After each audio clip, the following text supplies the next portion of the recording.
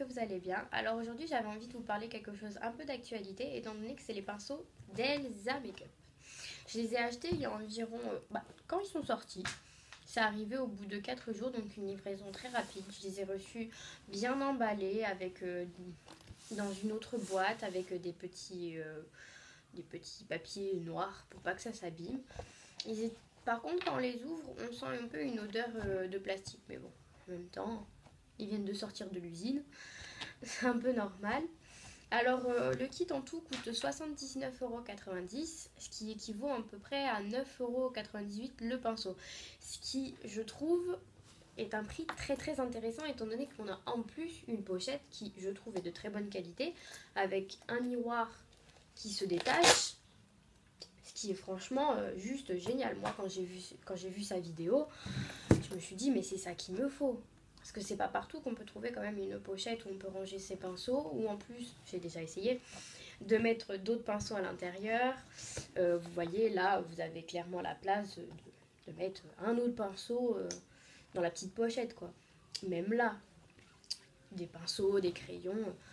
Enfin, franchement, cette pochette, elle est juste géniale. Alors, c'est vrai qu'après, 79,90 €, ça peut être un peu cher d'un coup, mais je pense que ça peut être un investissement, étant donné que les pinceaux de qualité comme Sigma, je parle pas de MAC parce que alors là, on atteint des sommets niveau prix, ça coûte environ 10 €, voire plus.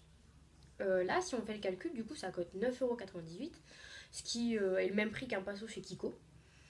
Et puis au moins, là, vous avez au moins tous des pinceaux pour faire un maquillage complet, quoi. Vous n'avez pas besoin d'en prendre plus.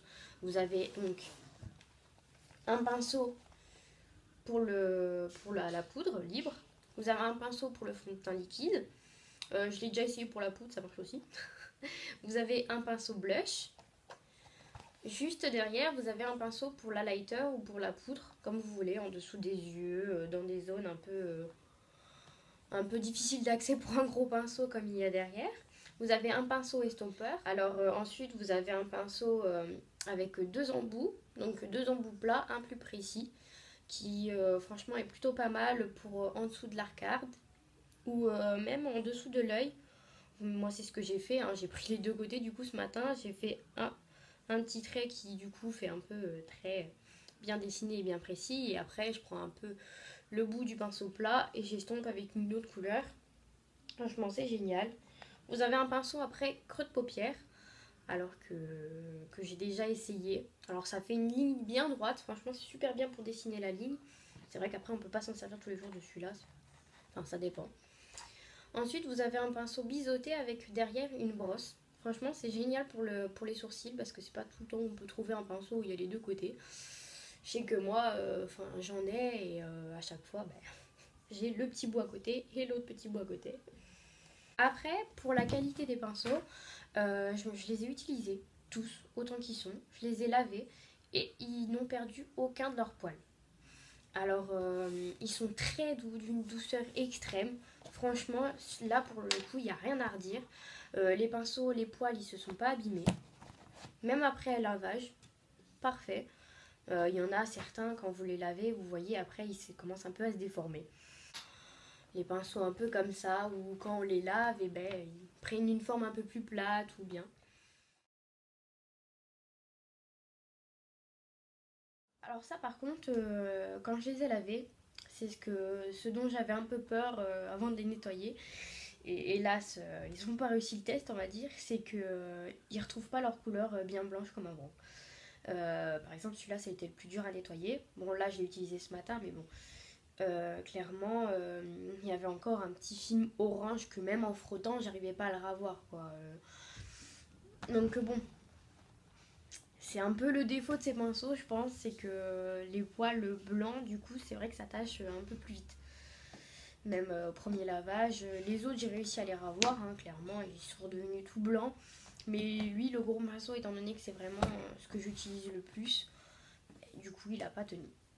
Donc on va dire que c'est un peu le point négatif, mais clairement, franchement, ces pinceaux, si vous voulez investir dans des pinceaux, bon, vous pouvez toujours au fur et à mesure en acheter de chez Sigma qui sont aussi de très bonne qualité, ou même d'autres marques comme Coastal Scent, ceux de Sephora aussi qui sont quand même un peu chers aussi. Vous en avez d'autres aussi de chez Real Techniques qui eux sont de très bonne qualité. Vous avez aussi ceux de LF. J'en ai quelques-uns et pour 1 € et 2 euros, on va dire que ils valent vraiment le coup. Donc après, si vous voulez investir dans des pinceaux pas très chers, dirigez-vous vers chez LF parce que franchement, ils ont vraiment des pinceaux quand même qui sont d'une qualité, on va dire, moyenne. Les pinceaux, des fois, s'abîment, enfin, les poils s'abîment un petit peu ou quoi, mais pour leur prix, c'est rien du tout, quoi. Ils valent carrément le coup. Bon, ben, je fais de la concurrence à Elsa Makeup, mais non, pas du tout.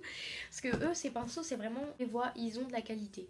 Les poils sont extrêmement doux.